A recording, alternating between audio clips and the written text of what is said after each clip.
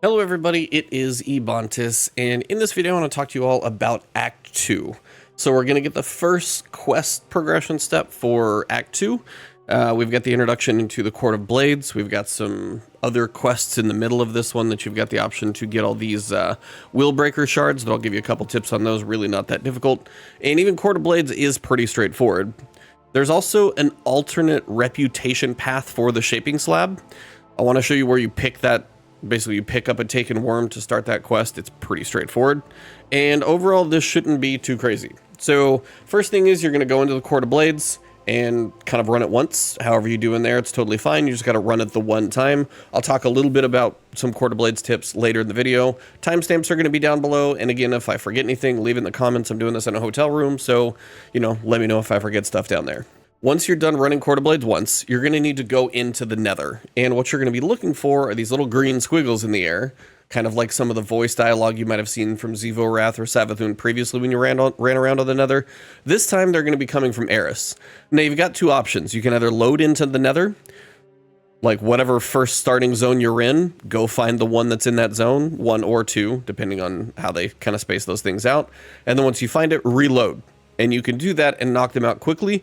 I just went through as I was playing. I just did a normal Nether run, and then I found them all on one run. It's really up to you on how you do that, but if you want to speed it up, you can just run around the first zone you land in, whether it's the Trenchway or the Mausoleum. Go find that one, interact with it, get the voice line from Eris, and then, if you check the area, find 1 or 2. I think there's usually 2, but 1 or 2. Find what you can, and then reload in the area. You'll eventually get the progression. Mine was like 25% per time, so I think there's like 4 or 5 that you'll find. Then you're going to head back to the Shaping Slab in the apartment, and you're going to reclaim the shard of Willbreaker. Willbreaker is Oryx's sword, so we're working on putting that thing back together. Then this is where all the quests come up. So you've got multiple quests that you've got the option to pick up. A total of 5 quests. You need to do 3 of them. Each of the quests that you do, choosing to find additional shards, will make it slightly easier to reforge the Willbreaker. I think I might have done 3 or 4 when I went to go do the quest. Quest really wasn't difficult, but if you do all the quests, you're going to get like 20 sigil shards for each one that you do. So if you're looking to unlock more of the stuff for Act 2, you may as well knock them out because they're not that difficult. So let me go through each of those right now. So one of the first ones is going to be in the Cosmodrome. You need to go to 3 different locations: the Gateway, Dock 13, and the Lunar Complex. There's going to be icons on the map. The Gateway might be the hardest one. You'll literally go south through the Divide, which you'll run to the one in Dock 13 while you do that, and then head all the way through Dock 13, or through the Divide without going to the Lost Sector, go the other way, and just go all the way through that old, really where Destiny 1 started stuff, and go all the way out there to the highway with the busted cars. That'll be the Gateway. Lunar Complex, if you drive north from the landing zone through the Moth Yards, like you're going to the northern area, you'll bump into the Lunar Complex up there. They're pretty easy to go through, kill the enemies that are there, and you'll get these pretty straight away. You'll find the big Taken guys, knock out those bosses pretty quick. Another one you're going to have that's pretty straightforward: defeat Taken or Hive with any abilities. That's quite literally it, whether it's supers, grenades, melees, whatever you got, use them. The key thing is, if you do these in Heresy activities, Court of Blades or the Nether, they're just going to go quicker. I did most of my stuff on the Nether, so that's my advice to you guys as well, because you'll run around, you'll have plenty of enemies to kill. So the next one you're going to have is Vorok the Sentinel. Now, Vorok is easy to find. He's in basically most of the locations you start in. And what you're looking for is those areas where you have those 3 little sections on the ground that you can interact with, and it says investigate. And then they look like little pointy plates. And then when you interact with all 3, they get little green flames and it spawns a guy. That's Vorok. I did a separate video of where those locations are. Go look at my previous Heresy guide. It'll cover that stuff. If you find him and kill him, that will be part 1. And then part 2, all you're going to need to do is use swords, whatever sword you got on hand, and use that to kill enemies, kill Hive, kill Taken, kill Guardians, whatever. And then if you do enough killing, the percentage on the shard reveal will fill up and you'll be done with this one. So another one is called Lost in Prophecy. You can either defeat bosses in the Prophecy dungeon. It's literally 1. So if you got a group that can go in and do the first boss, that's probably the quickest way to do it. Or if you want to solo it, that's fine. Honestly, because I was running around the Nether enough anyway, if you're killing powerful Taken in the Nether, which you're probably going to do in each section that you clear, you're going to have a big Taken boss and some occasional like other enemies to kill, you'll eventually knock this one out while you run around on the nether as well.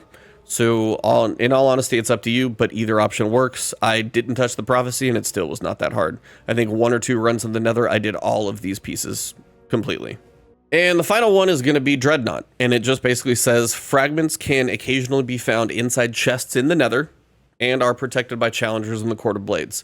So again, I ran around in the nether and was just doing all the objectives to find enemies to kill and use abilities on and killing powerful take-in, and I was also just opening every chest I could get my hands on. And between doing this, and then I'll show you the other step of this quest. Step 2, guess what? Kill powerful take-in. So I just spent some time in the nether or Court of Blades. Either place you want to do this, you'll probably be able to knock all of these out basically with ease, and then fuse the Willbreaker Fragments into a completed shard by reaping the Ascent energy from a taken final boss in a striker dungeon. If you want to do it that way and you got a group, hey, head back into Prophecy, you might get 2 of these done at the same time. So it's really up to you. If you got a group for Prophecy, cool. Otherwise, you know, do some laps on the nether or court and you'll get this stuff done just about as quickly. So once you're done with at least 3, or if you do all 5, you'll just get some more sigil shards and stuff that you can spend. What you're going to do then, it says, is Willbreaker Shards collected, and collect the Shattered Remnants. You'll basically head back to the Shaping Slab so you can turn all of those quests in. Once you turn all of those in, you're going to have the option for the Renaissance quest. Now, I will tell you, when I did this, I also had the quest up for the alternate reputation thing, and they were showing up in the same spot. So what do I mean by that? Well, if I go to the menu, you won't be able to see it right now because they're already gone. But next to the Court of Blades, or right over here, was the quest for the Rite of Ambition, which is the alternate path in the Shaping Slab. But what I did is I just clicked on that, and then I went here to select the Rite of Ambition thing, and then the Renaissance mission was right here. So if you have both active at the same time, that's where you're going to find it. Pretty straightforward mission. Just work your way through that one, knock it out, and I think that's the one with the cinematic. It's really enjoyable, so one of the better cinematics, definitely take it in, and some pretty cool lore stuff in there. Yeah, after you do the mission, you'll see the vignette for Reunited, and you'll gaze into the Shaping Slab, and then for now, that's kind of the end of Act 2. So that is just the quest in general. That's those little 5 quests in between. Now I want to talk to you guys about the alternate Shaping Slab like ritual, basically, that you've got, kind of the alternate version, alternate reputation path. So within the nether, what you're going to do is you're going to find and acquire a tithing worm spawn, and it's basically in the same place. So if you're in the nether, in the Court of Oryx area, in like the red tinted room where the tormentor spawns, what you're going to find is underneath that kind of like raised walkway in the middle, you're going to find a little worm to pick up. So it's in this room with kind of the red glow. You can either find it in the nether, or if you do Court of Blades, you're literally spawn right on top of it. But he looks like this. So he's just a little taken worm, pick him up, and that is going to kick this quest off. So step 2 is Writ, Path of Ambition. And this is just the quest that you're going to do. Same place where you found the Renaissance option to kick that one off. It's that same node, but it'll say Writ, Path of Ambition. And again, if you've got both of them open, you'll be able to literally select which one you want to do. Pretty easy, just jumping through portals, jumping on some little taken orbs as you progress through. Honestly, one of the easier things to go through, and not a lot to it. You'll get to the end where you're kind of standing in one of those little taken portal domes where you'd almost see Oryx in his fight, and you'll basically just have to survive for a little while. So something like a machine gun, kill all the enemies, you're good. So again, Writ, Path of Ambition, this is what it looks like, so you'll be able to kick it off pretty quickly from there. And then when you get back to Eris's apartment, you've got the Shaping Slab that you interact with, but to the right of it, you're now going to see this really bright glowing orb. And it says, Embrace Your Ambition. And when that happens, you switch up what you're looking at the Shaping Slab, so let's go over there so you can see that. So once you've completed the Writ, Path of Ambition, you've got the option over here to either switch to Shaping Slab Resolve or Shaping Slab Ambition. And if you come over here, now you're going to see Shaping Slab Ambition, looks a little bit different, and you're going to see my reputation rank is just 2, because I've been doing some things, but you've got a whole new set of rewards to go through. You'll get some more energy, you're going to get some more of your, boosts for your artifact buffs, and you're also going to unlock some potential benefits for making things a bit more manageable in your activities that we're going to be doing. Not much else changes in here, but we also have your Court of Blades enhancement now. And since we can cap out at level 12 on the other one, we can actually get up to higher ranks on this side. So if you'll see here, I've capped this thing at level 12. Finished it up. I'm pretty sure that's max. And that would be 6 of 6. But now that I've actually got the other alternative path to go for with Ambition, this one's probably another 12 ranks that we're going to be able to go through. So we're probably going to be able to select most of these by the time you're done, and you can pick Court of Blades enhancements. Receive sigil shards every time for every tier you purchase. So if you purchase a tier 1, tier 2, or tier 3 rune warlord, you're going to get sigils for that. That was an easy one because you'll do that every time you're in there. And again, you can have 6 of 7 picked up here, and you can have 6 of 7 picked up here. So no reason not to turn as much on as you can. Gain access to 2 armament purchase interactions. That's going to be, I think, ammo, if I read that correctly. The end of round crate provides increased ammo. This is actually a good one to get. That one I'm not entirely sure. 2 armament purchase interactions. Maybe that's weapons, but I haven't really interacted with that. Gain access to 2 path exclusive armament purchase interactions. Again, I really haven't done too much with that one, so it's not fully clear, but I can at least unlock it. Mini-boss final blows have a chance to increase rune empowerment, so if you kill mini-bosses, your rune empowerment might get a +2 or a +3. That's just going to let you get better progression on your runes as you work through each room. You've got Effectuate Rune, provides a chance to generate more Essence of Desire upon completion. High performance improves with a chance, guaranteed with Platinum. So if you can't get Platinum, you'll get more Essence of Desire that you can use as you've used them other places. Here you've got Restore Super Energy the first time an augment is completed before the timer runs out, once per round. So I think that'd be once per run, but still nice to get a free super. Your first purchase refunds the rune that was spent, only once per run, so you can actually get some pretty good spend out of your runes there once you get to the high level. Allows you to spend sigil shards at the taken altar to increase your rune empowerment. And then increases damage dealt to and reduces damage received based on your rune empowerment. Survivability, this will be a good one to go for long term. So again, same thing, you'll eventually unlock all of these with sigil shards as you play more and more and get more sigil shards. That's why doing those quests is going to be beneficial, and then turn off and on what you find beneficial. Early on, you might have some of these unlocked. Later on, for survivability and more rune rewards, some of these top ones are actually going to be quite good for the Court of Blades. But that's basically the alternate ambition. Pretty straightforward, pretty easy to get to. You just got to do the Writ of Ambition quest and find the little taken worm in the Court of Orcs, like under that little walkway, and that's how you get it started. Pretty straightforward and quick to do. So the final thing to talk about is the Court of Blades, and the best way I can explain this is you're going to start in the Court of Orcs, the Court of Blades, and you're going to start off with a total of 10 minutes. Every time you go into a combat arena, you're using up that total of 10 minutes to try and knock out what's in that room. Say it takes you 2 minutes. When you come back out, you'll have 8 minutes total remaining to do as many of those combat arenas as possible. Now, within each arena, you're going to have typically 2 challengers, and the more challengers you defeat, the more rewards that you're going to get. But the challengers all have kind of different augmentations around them. Also, each room that you go into is going to be a little bit harder. So the first one you go into, you might be able to kind of half ignore some of the augmentations and just nuke the boss.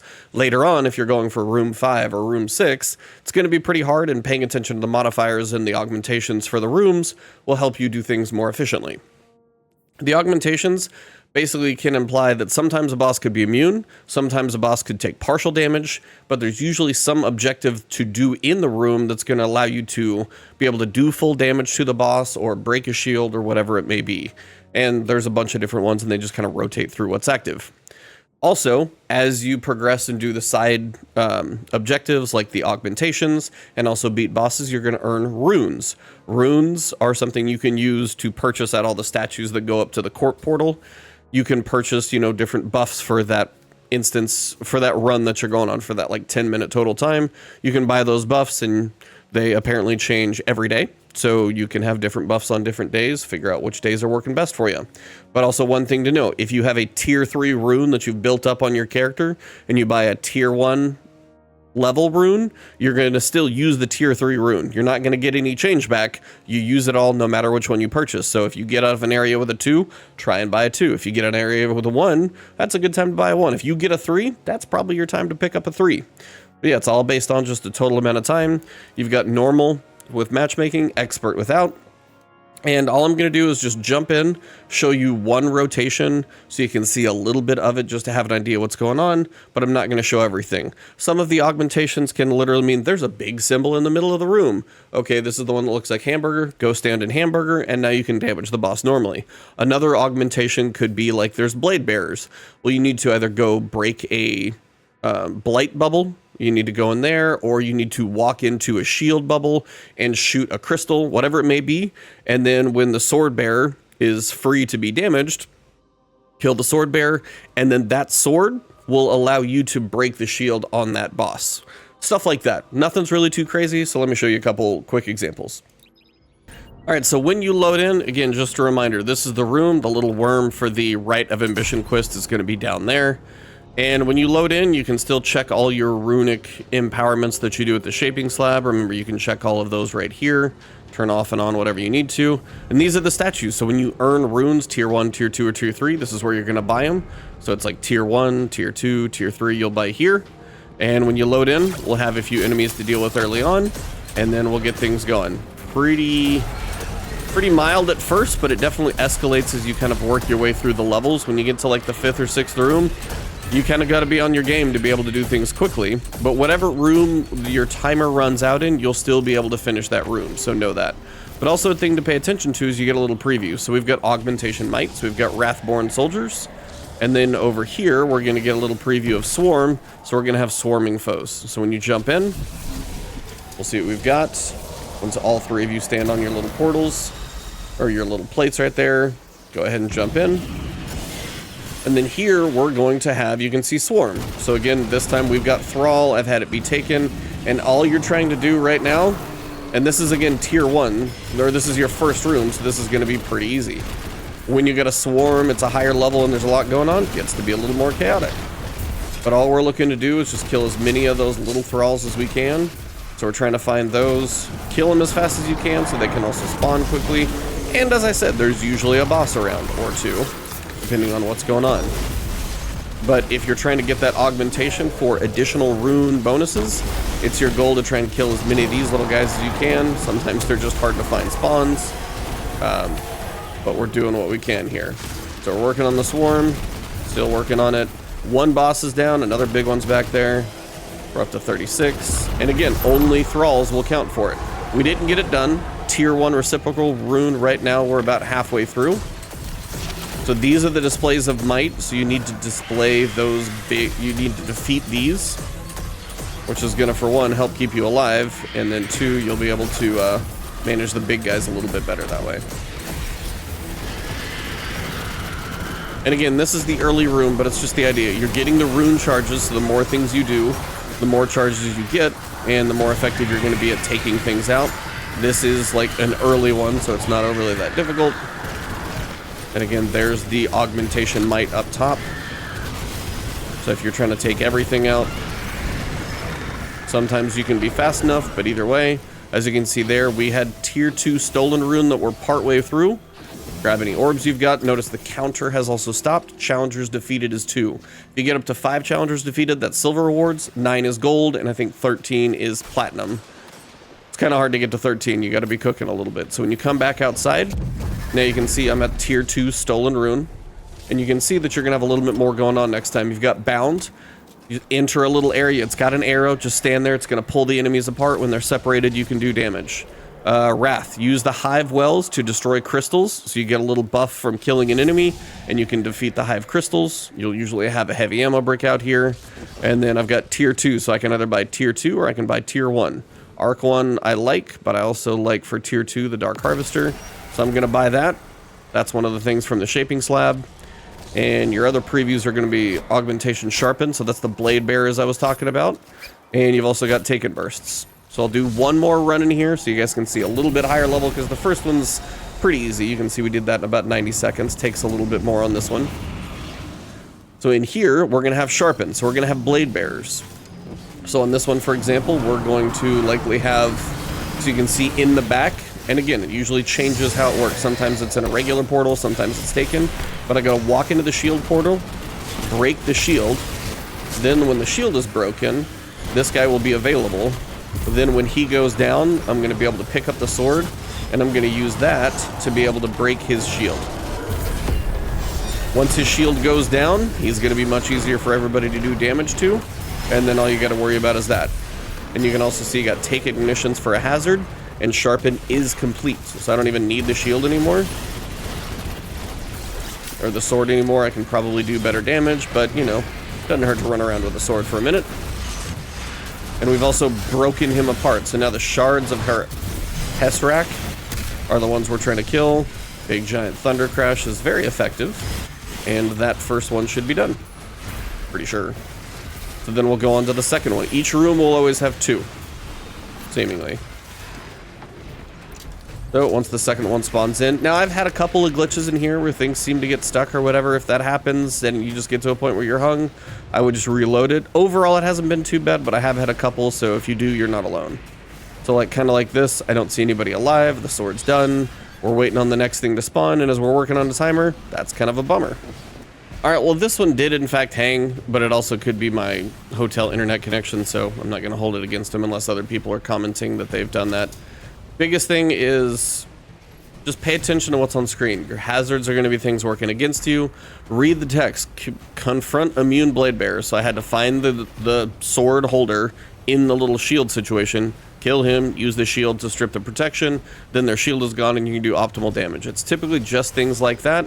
Pay attention to your surges, and if you want your shiny weapons, as they've been calling them, or adepts, you can go into expert difficulty, but you're gonna have to find a group and you're gonna have to be on top of things. But that's basically Court of Blades. It's pretty quick, about 10 minutes outside of your in-between time each round, so maybe 12 or 13. Overall, pretty fast, and this is where you're gonna be getting a lot of your Act 2 weapon rewards. So as for Act 2 Week 1, that pretty much sums it up, and I'm sure in the future weeks we'll do a little bit more questing and stuff if there's secrets. There's also some more progression that you can get through on some of these quests. So we've got the, you know, Dyadic Ascension that I can work through and a couple of other things. It's been a bit hit or miss for me on some stuff that I've been working on, but Court of Blades is the big new one. There's some unique twists in there, but it's a short run. It's no more than like, you know, 12-ish minutes between your in-between room interactions. They're going to go pretty quickly. Nether still has a bunch of chests if you want to go for, you know, looking for powerful taken, or if you're just looking for reputation. Both will work. Just have fun in both, and we'll see what comes next week. If you guys enjoyed the video, thanks for putting up with this one from a hotel room. No idea how I sound, but I did bring my microphone with me, so hopefully this worked. Thank you all very much. Have a good one, and I'll see you soon.